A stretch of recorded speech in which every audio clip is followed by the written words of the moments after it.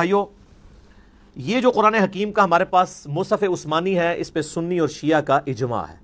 یہ بڑا پراپوگنڈا ہوتا ہے مناظروں میں بھی کہ جی شیعہ اس قرآن کو نہیں مانتے, اور آپ کو حیرانگی ہوگی کہ شیعہ سنیوں کے اوپر بھی اعتراض کرتے ہیں کہ سنی قرآن میں تحریف مانتے ہیں. وہ میرا آپ یوٹیوب پہ کلپ دیکھ لیں کیا شیعہ کافر ہیں, تو میں نے اس میں یہ ساری چیزیں کھولی ہیں. پریکٹیکلی اس وقت پوری دنیا کے پاس یہی قرآن ہے, مشرق سے لے کر مغرب تک, شمال سے جنوب تک. انڈونیشیا کا مسلمان ہو, افریقہ کا مسلمان ہو, رشیا کا ہو, امریکہ کا ہو, سب کانٹیننٹ کا ہو, کہیں سے قرآن پڑھنا شروع کریں, آیت آدھی پڑھیں چھوڑ دیں, اگلی آیت وہ پڑھے گا. دنیا میں اس وقت ملینز آف حفاظ موجود ہیں, کوئی دوسری رائے نہیں ہے قرآن حکیم میں کہ کوئی کہ کوئی آیت یہ آیت ادھر نہیں تھی ادھر ہے, یا آیت کے الفاظ جو ہے وہ غلط طریقے سے کو پڑھتا ہو. یہ مصحف عثمانی جو میرے ہاتھ میں ہے یہ بلو بائنڈنگ میں آپ دیکھ رہے ہیں, یہ شاہ فہد پرنٹنگ پریس سعودیہ سے شائع ہوا ہے, اور یہ کاتب نے کمال رائٹنگ, یہ خط نسق میں لکھا ہوا ہے, جو ہم تاج کمپنی والی جو رائٹنگ ہے جو ہم یہاں سب کانٹیننٹ کے لوگ پڑھ سکتے ہیں, محمدی بولڈ فونٹ جسے کہتے ہیں, آلموسٹ اس کے قریب قریب ہے, بل اتنا نہیں ہے وہ.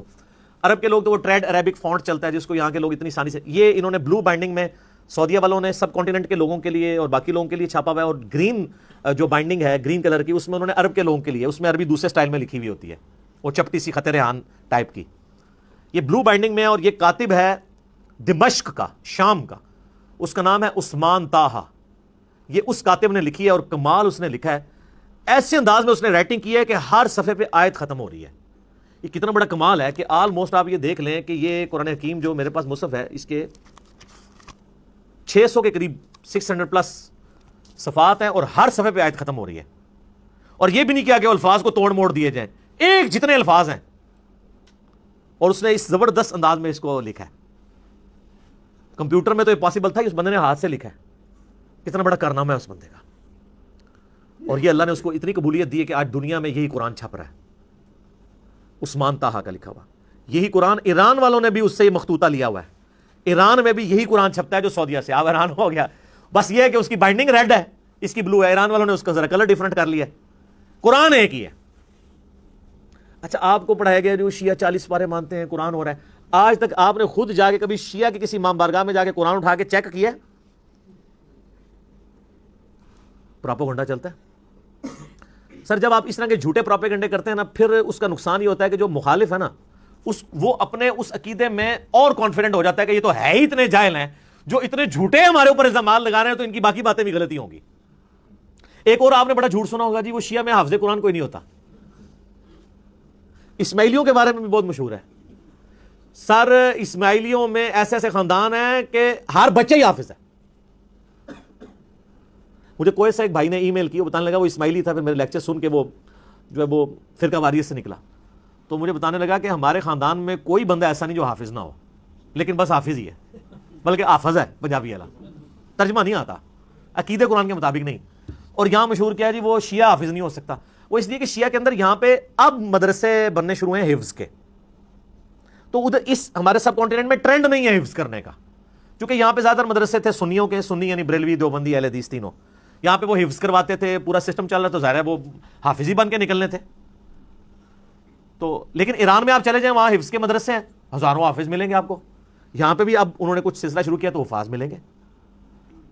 ہمارے پاس ہمارے وہ جو حیدر بھائی آتے ہیں وہ قوم یونیورسٹی سے پڑھے ہوئے ہیں, تو وہ حافظ بھی ہیں, اور ماشاءاللہ بہترین پروننسیشن ہے ان کی. تو یہ یعنی ایک جھوٹا پراپوگنڈا کیا وہ حافظ نہیں ہو سکتا, چونکہ یہ قرآن کو مانتے نہیں تھے, لہٰذا ان میں حافظ ہی کوئی نہیں ہے. کہانی ہے چل رہی ہے, 40 پارے ہیں, وہ جو 30 پارے, وہ 10 پارے, وہ کہتے ہیں بکری کھا گئی. اللہ یہ بکری کھانے والی حدیث سنن ابن ماجہ میں ہے, وہ تو شیعہ پیش کرتے ہیں, یہ تو آپ کی کتاب میں لکھا ہے بکری کھا گئی, اور حدیث بھی ٹھیک ہے. وہ بکری کھانے سے کیا ہو گیا؟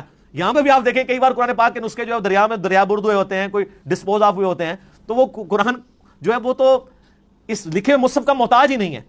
آج دنیا سے سارے مصحف ختم کر دیں تب بھی قرآن ختم نہیں ہوگا.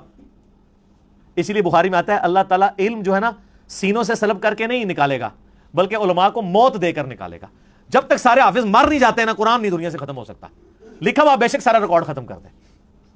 یہ اللہ تعالیٰ نے غیر معمولی حفاظت لی ہے. اسی لیے میں آپ کو بتا رہا ہوں کہ مصحف لکھتی کمپنی ہے تاج کمپنی, یا ضیاء القرآن پبلیکیشن, یا قدرت اللہ کمپنی, لیکن اس کو سرٹیفائی حافظ قرآن کرتا ہے کہ یہ صحیح لکھا ہوا ہے. وہ حافظ قرآن کیا وہ حضرت عثمان کا نسخے کو سامنے رکھ کے میچ کرتا ہے؟ نہیں, جو اس کو کریم کروایا گیا نسل در نسل, عملی تواتر سے, اجماع سے. اور یہ اتنا سٹرانگ سسٹم ہے کہ امام کعبہ بھی غلطی کرے اسے پیچھے لقمہ مل جاتا ہے. آج تک کسی بڑے سے بڑے عالم نے جب غلطی کی ہو کوئی احترام میں چپ رہتا ہے؟ لقمہ ملتا ہے سر. وہ پڑھ نہیں سکتا. اب تو خیر ان کے لیے اور مصیبت کھڑی ہو گئی ہے نا. اب لوگوں نے smart phone air flight mode میں رکھے ہوتے ہیں.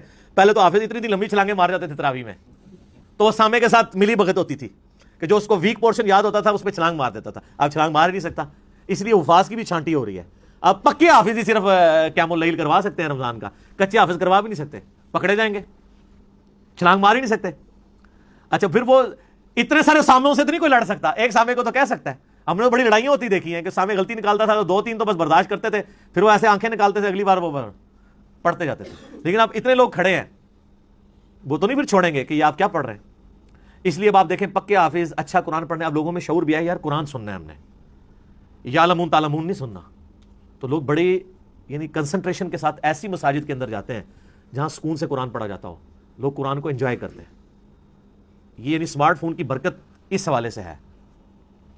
اب اس دن سے ڈریں کہ یہ علماء یہ فتوی نہ دے دیں کہ اسمارٹ فون میں قرآن پڑھنا اور سننا حرام ہے, تاکہ ان کی جان چھوٹ دے. ہاں ایک بندے نے کہا, میرا کوشچن بھی چڑھا ہوا ہے, کیا موبائل پہ قرآن پڑھ سکتے ہیں؟ اس نے کہا جی قرآن پڑھ تو سکتے ہیں لیکن اس قرآن کا ثواب نہیں ملے گا. ایک کہانی کرا لی ہے. تو پھر میں نے اسے پھکی دی تھی کہ صحابہ کرام کو دیکھ کے قرآن پڑھتے تھے, ان کو زبانی پہ ثواب ملتا تھا.